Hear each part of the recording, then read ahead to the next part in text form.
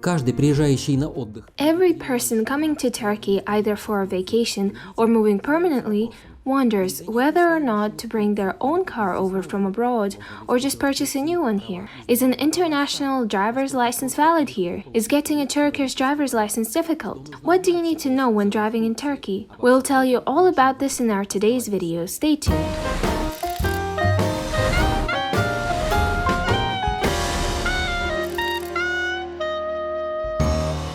I will be completely honest with you, being a car owner in Turkey tends to be more expensive than you're used to. If we're talking about purchasing a car, you would pay nearly a double of what you would pay in, say, Russia. This is mostly due to an extra tax enforced by the government called the Special Consumer Tax, or OTV in Turkish. Adding on to this the annual transport tax, where the charge for a car up to 3 years old with a 2000cc engine will be approximately $1,000 a year, and up to 1300cc is $180, plus the insurance policy of about $250 a year, plus the cost of an annual technical inspection. But most importantly, the fuel price, which ranges between $1.1 to $1.2 per liter. This might seriously make you consider switching to public transportation. However, if parting with your car is absolutely out of the question, you will have to be prepared to cover all of these costs. As to where to purchase your car, you have several options. Firstly, of course, there are official dealerships selling cars of different brands. In Antalya, for example, these car dealerships are located on the same street, which is very convenient. You can come here and visit all dealerships by foot. They are all within walking distance of each other. Buying a car from an official dealership has its definite advantages. Firstly, you get an official warranty, you get a brand new vehicle, and of course, absolute reliability. Moreover, car dealerships take care of the car registration process on their own. If you would rather buy a used vehicle, many of these dealers have a wide range of used cars available. It is also entirely safe for you because the car dealership will act as a warrantor should anything go wrong. There is a third option, which is small car dealerships called galerici in Turkey. Of course, if you choose this option, you will have to check the car of your choice very carefully. And the fourth option is, of course, the car market or bazaar. They have one everywhere and they have one in Turkey. For example, the car bazaar in Antalya operates on Sundays. It's an enormous area with a ton of cars where you can look around, talk, and bargain directly with the owners. I personally bought a used car because a new one at the dealership was very expensive. For example, my Toyota Yaris cost 1,300 Turkish lira. In my opinion, purchasing a second-hand is a good way to go if you carry out a proper inspection beforehand. If you want to save money, you can, of course, bring your own car to Turkey from abroad. However, there is one restriction. Anyone transporting a car into Turkey, whether they are a foreigner or a Turkish citizen, must have spent 185 days abroad during the previous year. There are currently multiple land crossings that you can take to enter Turkey from Europe: Bulgaria, Greece, and Georgia. In Georgia, you will need a local mandatory car insurance at the cost of 30 Georgian lari. You can buy it online at the website tpl.ge. To cross the Turkish border, you need to present your passport and a car registration certificate. No translation or certified copies of these documents are required. Please note that the car can only be brought in by its owner, and their citizenship must match the country where the vehicle is registered. In order to drive around Turkey, you will need car insurance. You can get it back in your home country prior to traveling, the so-called International Green Card, which is a compulsory insurance that is valid in 48 countries, with Georgia not included on that list. However, it is much cheaper to get a Turkish insurance at the border. Try to pay for the insurance for the rest of your stay in Turkey because the same insurance from the same company will cost you much more if you extend it when you reach the mainland. You can pay for the insurance in cash in Turkish liras, euros, or dollars, and always make sure you have liras on hand. You can stay in Turkey with your car for the duration of your visa or visa-free for a period specified by the conditions of visa-free travel between your home country and Turkey. It should be enough if you're visiting for the purposes of tourism. If you plan to stay in Turkey with your vehicle for a longer period and need a residence permit, you must display your residence permit at the customs if you already have one, or proof of application for the residence permit, as well as a car insurance. The customs office in Antalya is located at the seaport. If you meet all the requirements, you will receive a stamp in your passport that displays the date until which you are permitted to keep your vehicle in Turkey. You need to apply for a car permit before your visa-free stay in Turkey expires.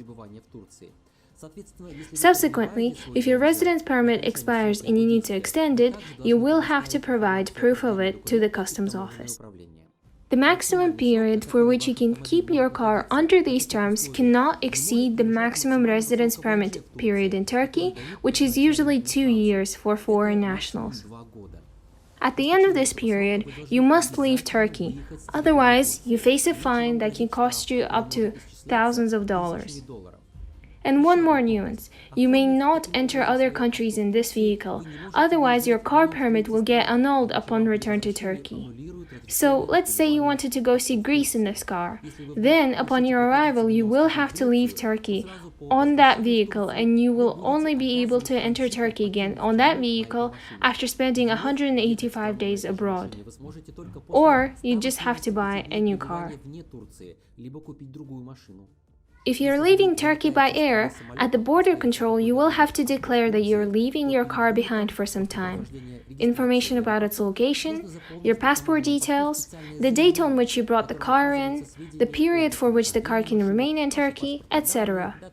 By signing it, you guarantee that the car will remain in Turkey until you arrive and no one else will be using it in your absence. It is also recommended that you let the passport control officer know about this upon your return as well.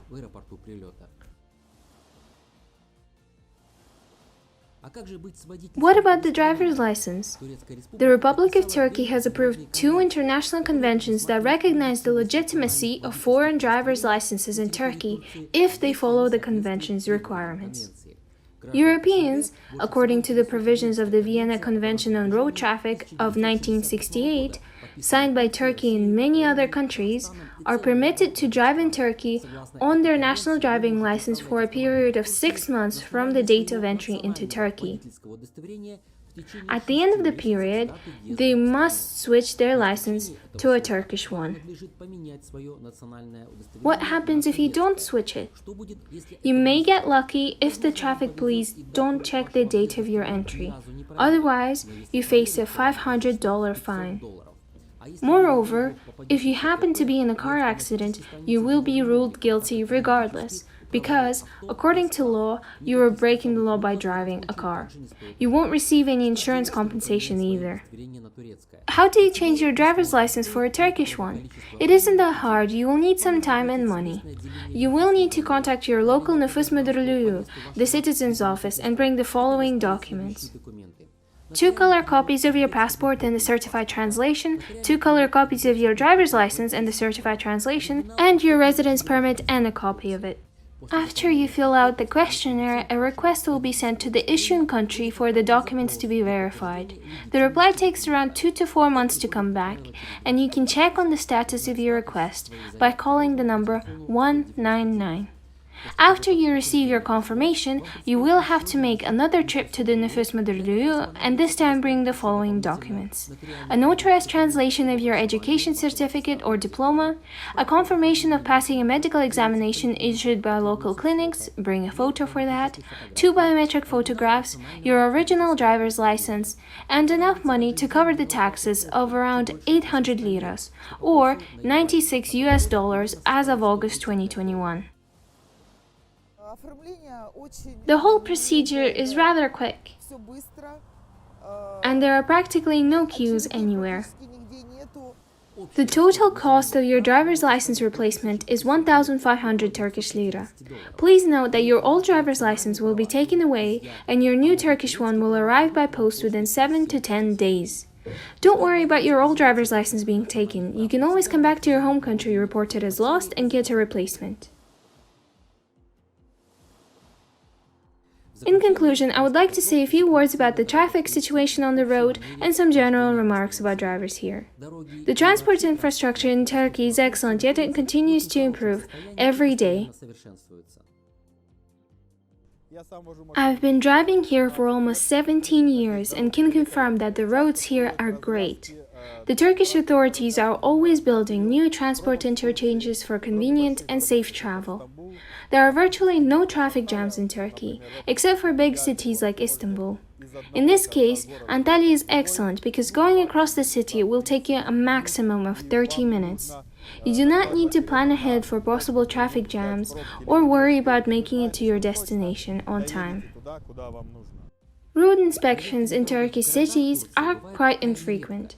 If you do come across a checkpoint, it is likely to be at the intercity highways.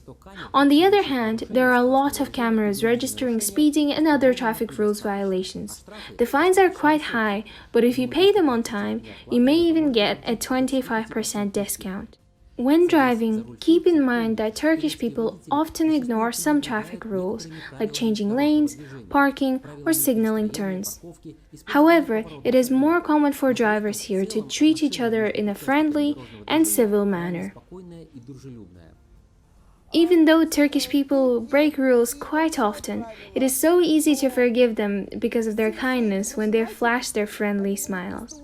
You will notice that only foreigners actually use turn signals, whereas locals like to change lanes right before your nose. So, to keep myself safe, I bought an additional fully comprehensive insurance for my car.